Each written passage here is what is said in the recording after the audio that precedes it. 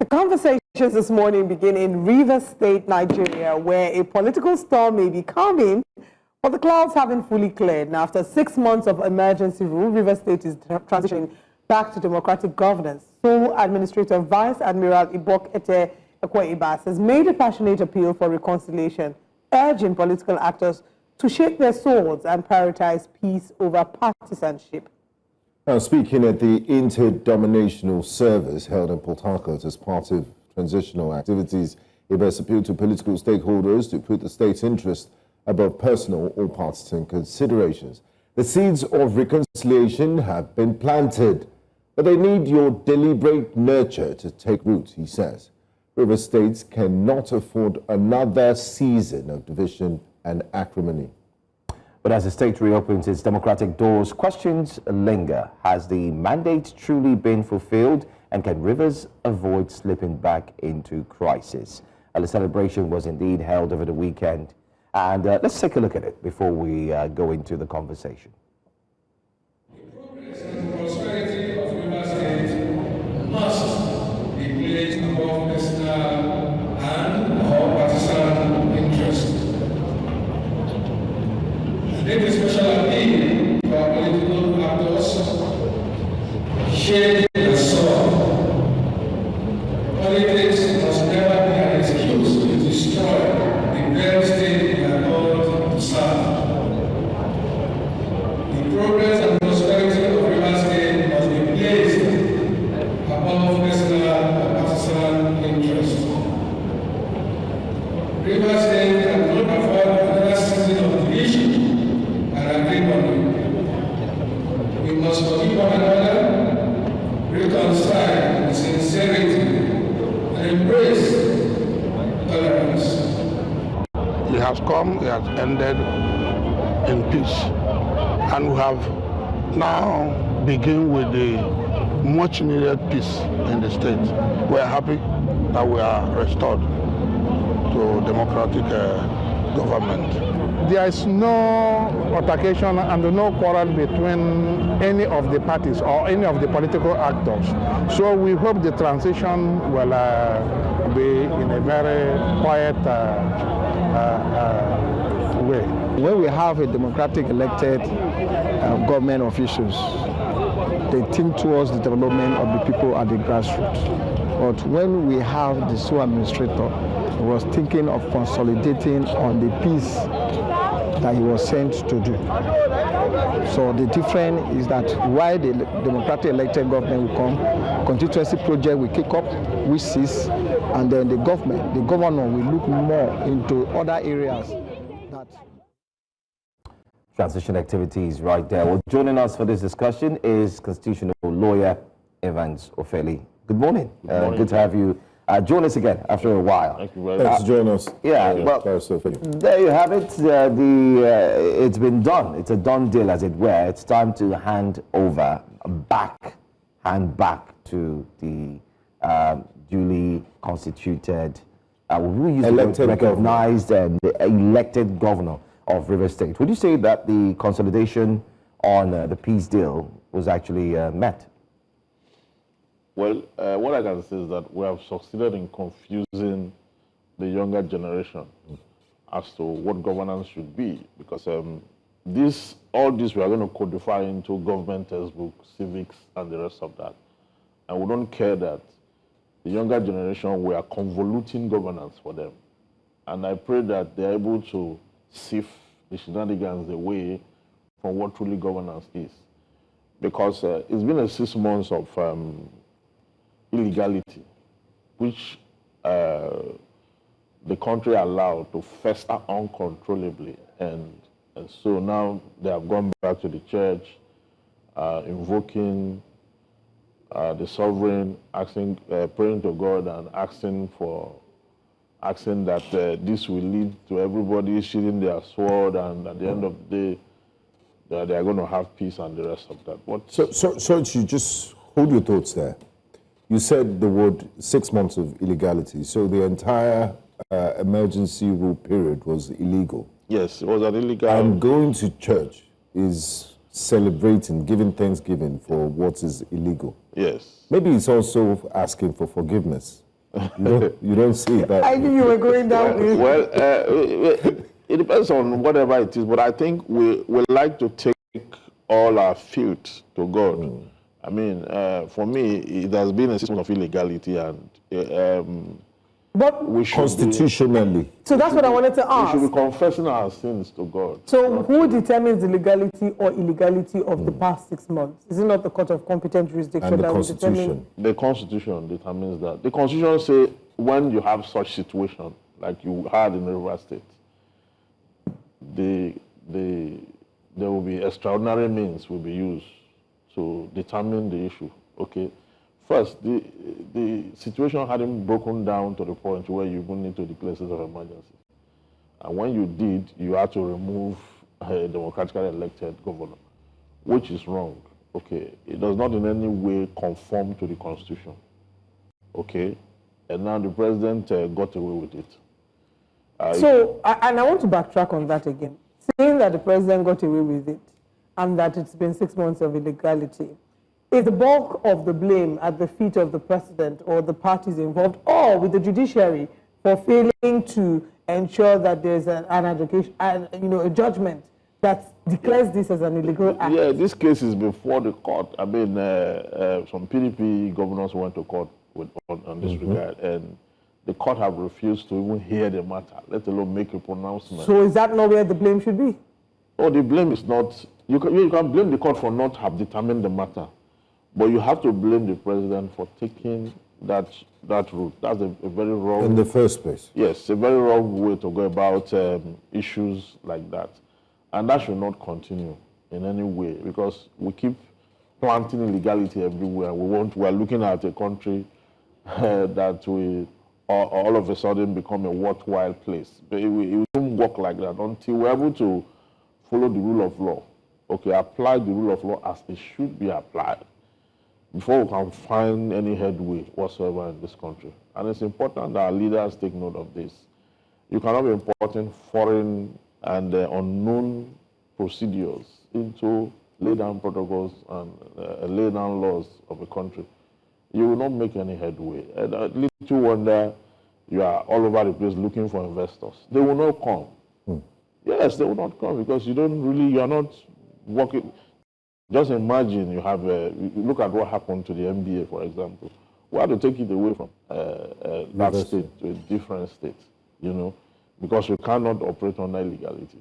And maybe perhaps there were investors who also were coming to Port Harcourt when this happened. They will not come because they won't want to operate under a state that have no democracy.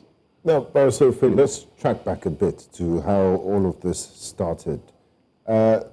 During the Thanksgiving service, Vice Admiral Ibas did say he thanked Mr. President for his intervention, because things would have broken down to a state of lawlessness and chaos. Now, the intervention raises the old questions about federalism in Nigeria, that the federal government overreach into state affairs, effectively eroding the democratic authority of Governor Fubara. Or was the emergency rule a necessary evil to prevent a total breakdown of law and order? Well, so many persons may see, because it's too early in the day, because we don't know what will happen after when he returns. Okay, but so many persons will say, if not for the state of emergency and the temporary suspension of the governor, we wouldn't have quelled the situation. But I don't think that we should apply wrong to quell wrong. Okay, there could have been other means laid down by law that ought to have been adopted. Okay, so the fact that they're in church now and they're talking about, okay, let everybody sheathe their sword and the rest of that, let the state progress, and does not mean there will no conflict in future, especially when they have used this same sole administration to conduct an illegal local government election that fixed some funny characters in some places in that state. Yeah, is my state. So I mean, my mom is from River State, so I am part of the state. So, so I talk with some sense of authority as a citizen. If you look carefully, you just mentioned the local government elections as well. I mean, we did see some of the winners. And some of the councillors. Some of the councillors, I beg your pardon. They're beautiful hats. Wearing that beautiful hat. on their head while they appeared to, of course, receive their certificate of many of them during the certificate of return process.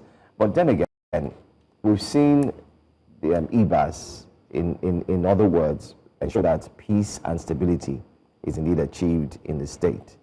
But what do you think will happen? I want you to look at this carefully from the ambit of the law. Now that the governor is coming back, how is he going to ensure that he follows through with what has been put in place using the constitution that is right before him? Yes, you know, this practice actually have exposed a lot about our local government system. You know that Fubara conducted one. One of the, using APP. Yes, APP and APP won. And won, I think, 22 seats. Yes, 22 seats. Yes. Then this one that was conducted by the sole administrator, the APC, won maybe 20. They have just one only for the PDP. You understand?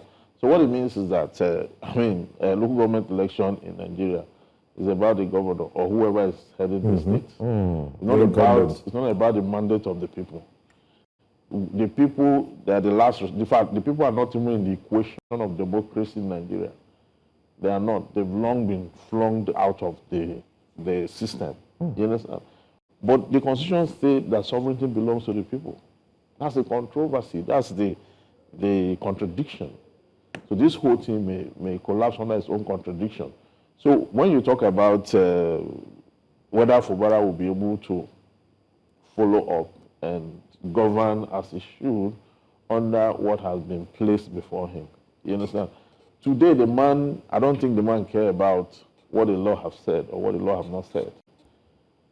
Because he's been pushed here and there and there. Now, I think he looks like someone who wants to be subservient, 100%. So he's not returning as the same person as he was. I don't he's been declared. I don't think so. I don't think he's returning as the same person because, you see, now he wants to play safe. He wants a lot of conditions have been placed before him. The ones that are spoken and the ones that are unspoken, okay, before him. And I see him as someone who wants to just, play along, having been, shredded of all his powers, and as it were, as a governor. So what it means is that you cannot really, truly be your own man as a governor in the face of godfathers. So from a lion is a baby cat, a pussycat.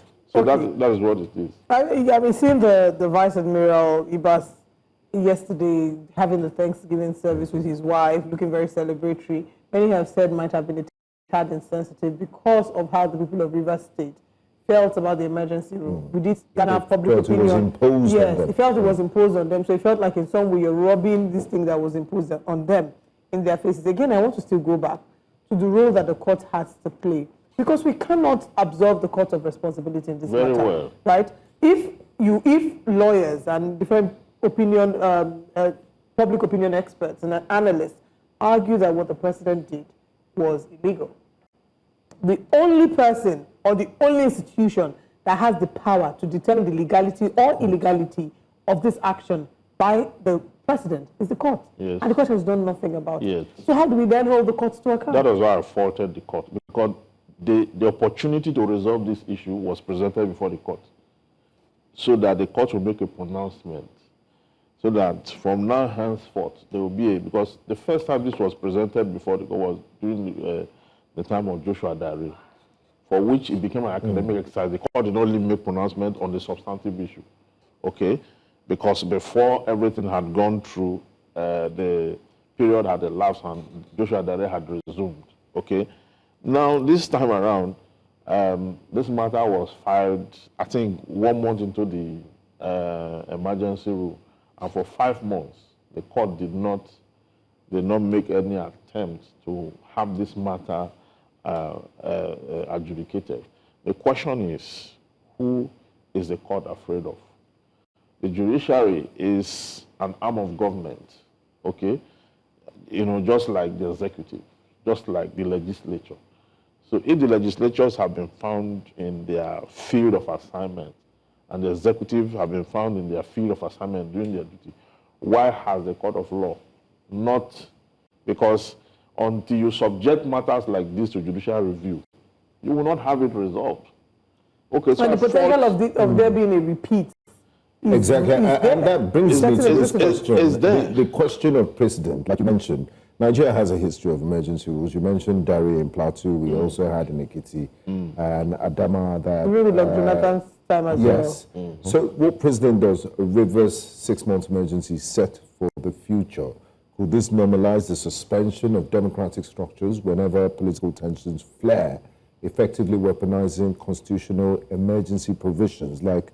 And that's the reason why the PDP governor said, look, if we don't take this to the court and address this, it might lead to, I mean, the president might just wake up in a bad mood and see, oh, I have an opposition governor, he's been doing this, and evoke a state of emergency. So where do we move on from here?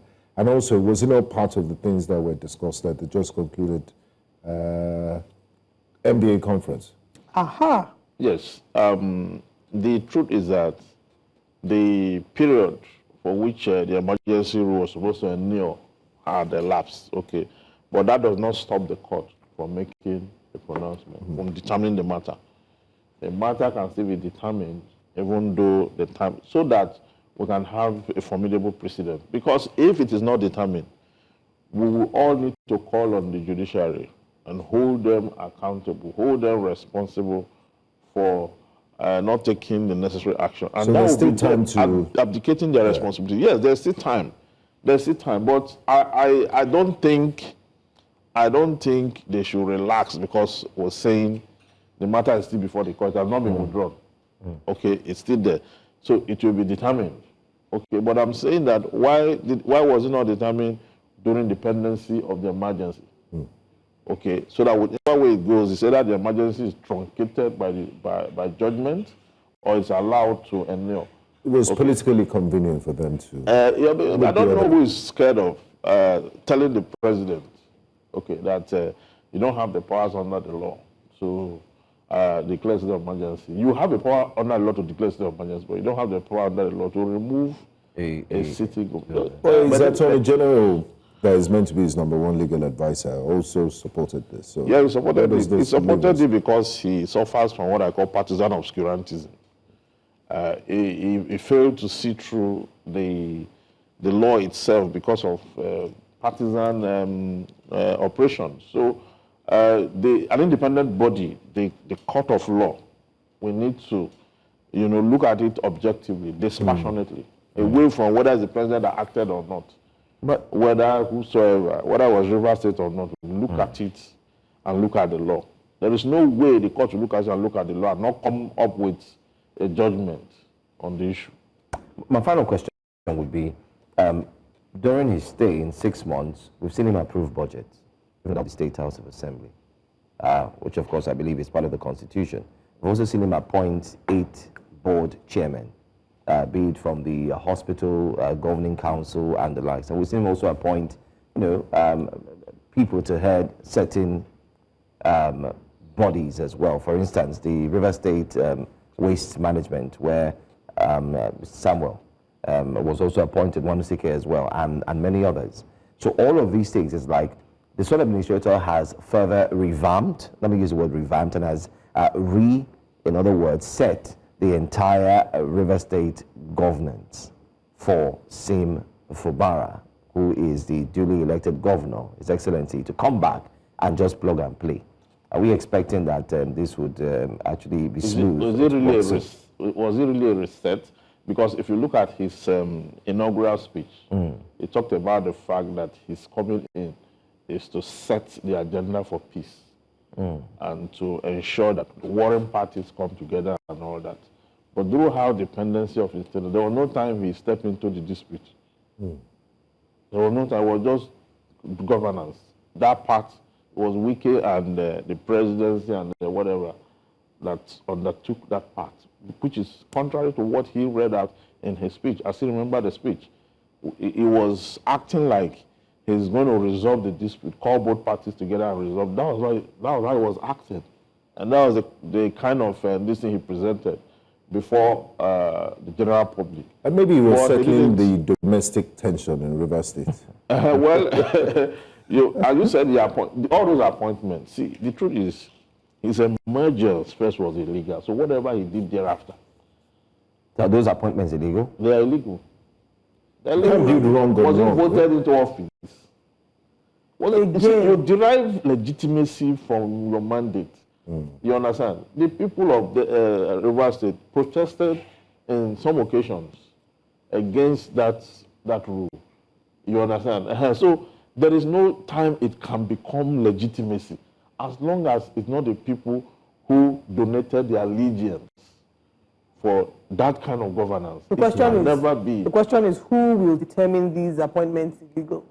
Who will be the one who will challenge? Yeah. You know, again, I will still go back to the court, because I feel like the court has a huge role to play in all of this. The presidency can act in a certain way, but there's checks and balances for a reason. But we've run out of time. Thank you so much, Thank you for joining us. Barrister Ufeli. And I want to also thank you especially for adding a new word to my expanding vocabulary and lexicon. Which is? And may you not suffer from partisan obscurantism I knew you were in going your to say legal and journalistic profession. I knew it. All right, let's move on to other conversation. The People's Democratic Party World Congress is held across Adamawa State have been adjudged smooth, transparent, and successful, with most ward executives emerging through consensus as designated centers.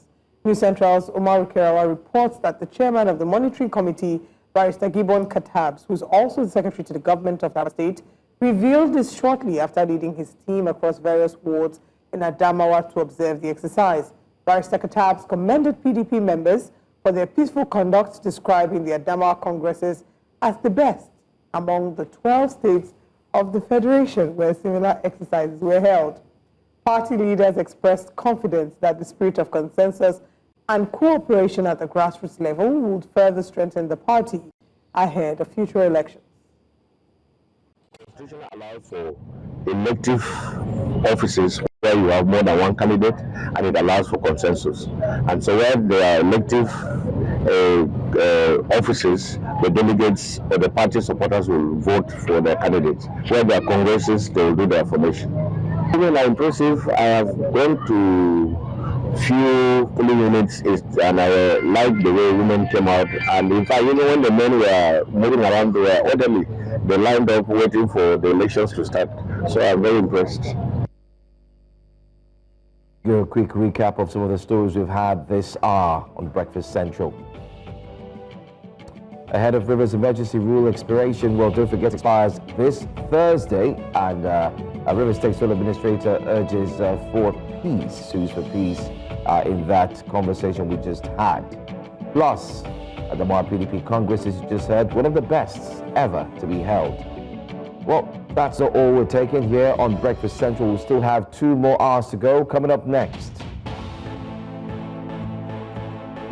we'll be taking a look at State of the Nation, so do well to stick around. We have a special advisor to the President joining us, analyzing women's role in politics, a critical conversation we want to have. And we'll look at Kaduna flood update, a very sad one. We have updates for you.